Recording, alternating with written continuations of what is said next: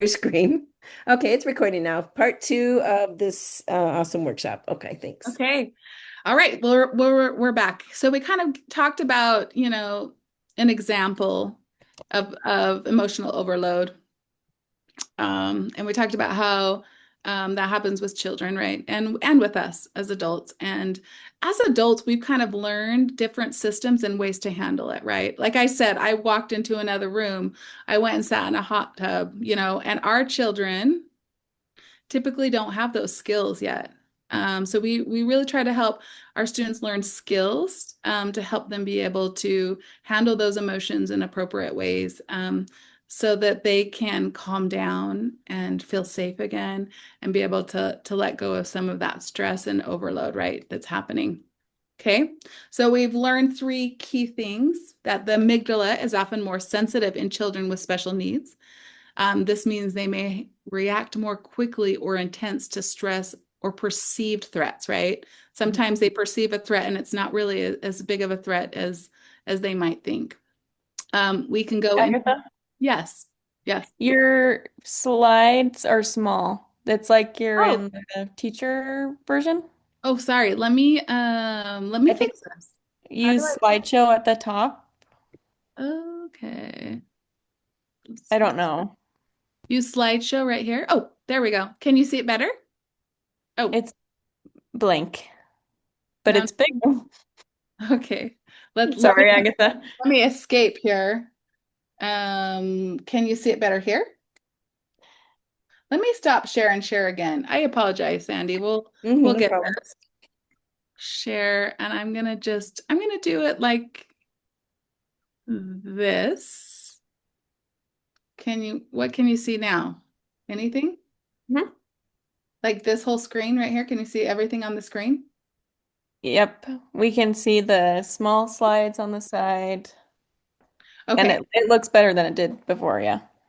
Okay. Now can you see it even better? Yeah, yeah, that's great. Okay, perfect. Thank you so much for letting me know. So let me go back. Anyways, okay, so we've learned that the amygdala is often more sensitive in children with special needs, right? And this means they may react more quickly or intensely to stress or perceived threats. Okay. And that we all can go into emotional overload. Okay. And when we do, our thinking brain shuts down, right? Cannot think. We're in emotional overload. And the thinking brain, the prefrontal cortex that we've talked about, develops over time, right? And young children often don't yet have the tools to regulate emotions on their own yet. Okay, they haven't that this it's not working as well as when you get older. Your brain develops more as you get older. So we need to think about how we can help calm children down when they are escalating, right? When their behaviors or when they're feeling that threat, that fight or flight. How can we help them? Because their brain is not developed, right? As we grow up, okay, the neurotypical, right? I'm not saying atypical, neurotypical. We we have learned different strategies, right, as children to be able to handle these stresses, to be able to, still act appropriately in our classroom. I mean, sure, we had probably some fits when we were younger. I remember being younger and yelling at my parents, right, and things like that.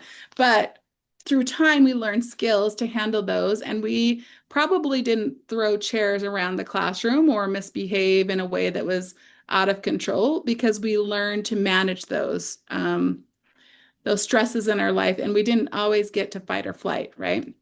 But our children with special needs often those brain synapses that come together, it takes them longer to like learn those things that they need to help calm themselves down. And also, we actually have to teach them. It's just not a natural thing for them. They don't look at everyone around them and pick up cues to learn appropriate behavior. A lot of times they need to be taught specifically how to, um, the steps they need to help calm themselves down or the things they can do to get their needs met in appropriate ways. So I think that's very important to understand. So again, your child is just not going to automatically know what to do. Sometimes we assume, oh, you should just know like what to do, right? Or you should know how to behave, And I think a lot of times people around you might assume, why doesn't that child behave appropriately? They should just know that they are not supposed to behave that way in public. But no, they have not learned the skills yet to be able to do that. And so it is important for others around you to also learn and understand the way our children with special needs, kind of their brain works, and that they are still learning the skills they need to be successful in that way. Any thoughts, Sandy, that you want to share with that?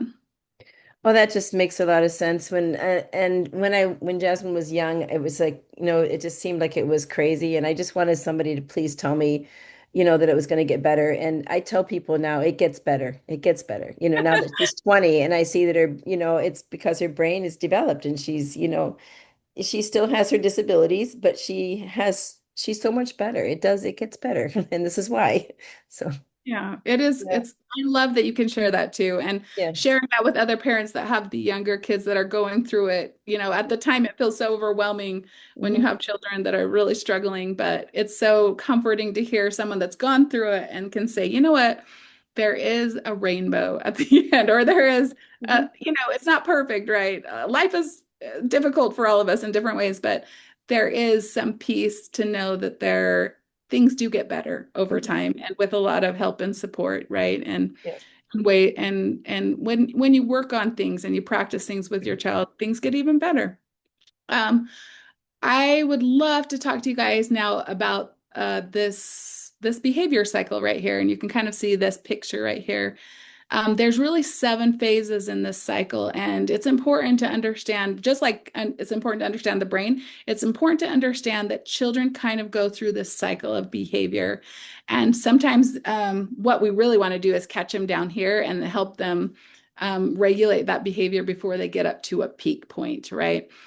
So we're going to talk a little bit about each of these phases. The calm phase right down here, the trigger starts kind of, children get triggered and they go up to an agitation, and then there's this kind of acceleration, and then they get to this peak, and this is like a severe behavior and struggling, and then they kind of start over time, they de-escalate, and they get to a point where they can start recovering. And again, we're going to talk about each of those phases.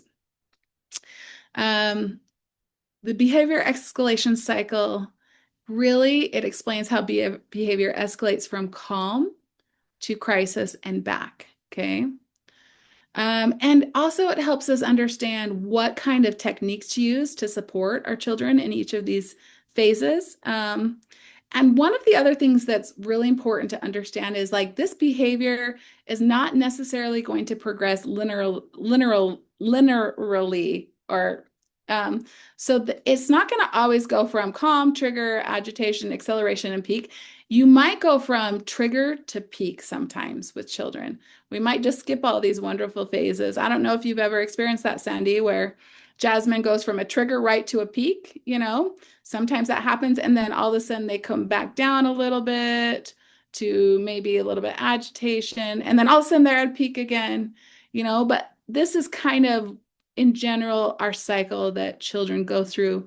But sometimes they go to de-escalation right back to a peak, right? So we kind of sometimes they jump around a little bit, but again, this is kind of the normal cycle of this behavior that we see in children. So it's really, really good to kind of identify that, but also know that it's not just up and down perfectly. We might go up, we might de-escalate, we might go up, we might go to agitation, back to peak. So it's not a perfect science here. Our children are amazing, beautiful human beings, and they have different ways they express their emotion. And this just kind of gives us a little bit of a way to view it and understand it better. Okay. And also, when we look at this, it helps us develop strategies for responding in appropriate ways. So when we know which cycle they're in, what part of the cycle in, it helps us really be able to understand, okay, here's some things that we can do when they're in this spot in the cycle to really help them. So we're going to talk about some of those things. So we're going to start with the calm phase. Okay. And in the calm phase, really, it's really where we want a child to be. Now, no one's in the calm phase all the time. It would be beautiful, right? They're usually your child's compliant. You can talk about goals with them, or you can set like different things that you're going to do. You can talk about your day. You can talk, they usually follow your direction. So you ask them to do something, they happily do it. They're in such a good mood. They accept praise. Sometimes they don't accept praise when they're in some of these other phases. And they also usually accept feedback, corrective feedback. Like if you tell them, hey, put that away, or I asked you not to get the iPad out, please put that away. When they're in that phase, a lot of times they will follow directions because they're just happy. They're happy to be around you. They're happy to be doing what you ask them to do, and they're just content. Also in this stage, a lot of times they can ignore distractions. So sometimes your child might really get distracted easily by other things around them. But at this point in time, usually they're in such a great mood that those distractions don't bother them as much.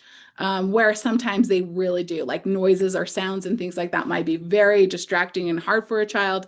When they're in this calm phase and they're really kind of in a place where they're happy, they really can ignore those and just kind of be happy and do what they need to do. Um, I would say, like, as a teacher or parent, you know, usually you want to make sure that you're creating a positive and supportive environment when for them to get into that place, that the really calm place. They are in a place and an environment where they feel safe. If a child does not feel safe, it's really hard for them to be in a calm space. So that means like there's something around them that's very threatening to them. I always, for children, and I've worked with a lot of children that struggle like with having a space where they feel safe. So a lot of times I'll talk to parents and build and have them like find a space in their house that they can feel safe in. So sometimes the room is not that because it's not their safe place because they share with a sibling, or it's just that there's too much going on, too much distraction in the room, and they just don't like it. So sometimes they'll build a little spot. I had a student that I worked with, they had a special spot underneath the stairs that was very calming for them that they could go to. And that was just a really safe space where that child, because there was a lot of other children in the family that they had a hard time with sometimes. But they could go to that space and they were just very calm. And so when the parent went in there with them, they'd kind of do some things together, and that child was able to follow directions so much easier and kind of do what the parent asked because they were really feeling like they were in that very safe spot. When they're in that safe spot, this is a great time to establish and teach expectations. And this point in time, you can really talk to them about, and define like rules for your home and routines. They're in a place where they can take that in and listen. You can teach them different behaviors that your expectations, you can model desired behaviors. So maybe the child had a fit, ran into that space. You gave them some time. They were in more of a recovery stage. That's a time where you could kind of go through and teach them, what different choices they could have made, and how to help them, and teach replacement skills. Right, like instead of getting upset, we could ask for a break. We can ask to go to our calm place, and that will help them be able to react better. And then you also want to promote high engagement, spending time with them, offering meaningful choices, and then adjusting task difficulty to meet their needs. So when they're in that calm space, you're in that space with them. You might move them out now when they're calm into another space. Maybe you're having them help do the dishes in the kitchen. Maybe you're asking, do you want to wash the cups or do you want to wash the plates? Okay. And then, just kind of seeing where they're at emotionally. And spending time with your child is so important. So even if you could spend 5 minutes just time with them, getting to know them, or you already know your child, but just talking about the things they love, that means the world to them and really, really helps them calm down and feel like they're loved and um, that they're cared for. So just some things to really think about when we're in that stage. When a lot of times when children struggle, we they have a hard time with things around them, right? They're sensitive, but when they're in this calm phase, this is a perfect time to talk about and teach them about desensitization or training them to not be as sensitive to certain things happening. So it really, desensitization training is like a planned process that helps children and adults gradually get comfortable with environments, stimuli, a routine that causes stress or anxiety. So a lot of times, like we talked about before, a child will get, they'll go into the fight or flight mode when they're in an uncomfortable place, right? Or they're in an environment that they don't feel safe in. We really want to get them to not go into the fight and flight all the time, right? So we want to help them feel comfortable in places that maybe at first they don't. And that's what kind of desensitization training is, where we're trying to help them learn to get more comfortable in places that aren't, they don't feel safe. A lot of times children struggle going to a doctor's office or to the dentist. Those are really tough places for kids. All of a sudden, their amygdala goes off, fight and flight. I have to go to the dentist. I know it's uncomfortable. The dentist, and who likes to get their teeth worked on? I don't. I go into a mini fight or flight in my heart sometimes when I have to go to the doctors. I'm like, oh no, I don't want anything. I don't want to have any bad diagnoses or anything. So yeah, it's very understandable that a child would feel that way. So as I just talked about some examples, but some of these things can be really helpful, like using visual schedules. Okay. Um, if a child is struggling, some desensitization ways to help them might be this visual schedule, so that they know what changes are going to happen, so that they don't automatically go into fight or flight. So if I know, like, oh, Sandy, if Jasmine has a doctor's appointment in 5 days, then and I'm sure you do this, like, here's the schedule. Like, now I know our normal schedule is this, but in 5 days, we're going to go to the doctor's office. And so she's like more aware of that and can see that is coming up. That really helps children to not feel as frightened a lot of times. Okay. Also, familiarizing them with the space, like before they go to a doctor's appointment. Maybe you show photos of the doctor's office or the dentist's office.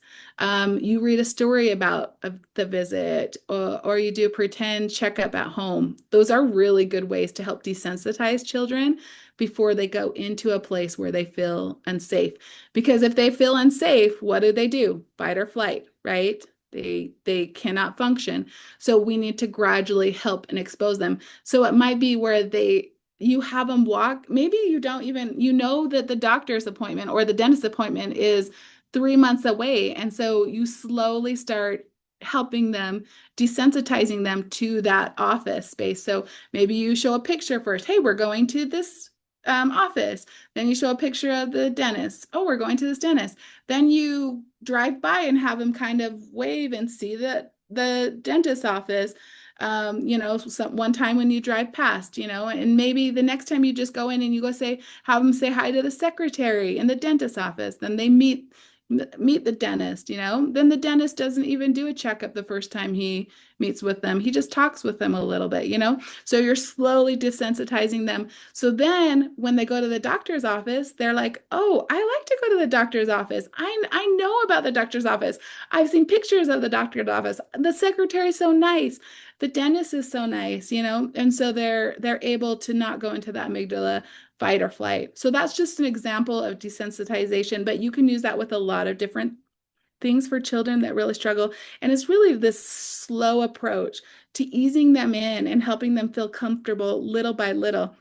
And if your child like freaks out, you might you might have gone a little bit too far on it. Like maybe you need to take a step back and say, what is an easier step for them to handle than going from here all the way to here? Okay.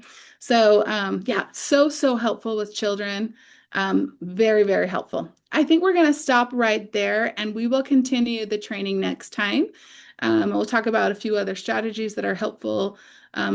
Yeah, hope you guys have learned a lot. We're so glad that we could present this training for you today. So thank you very much.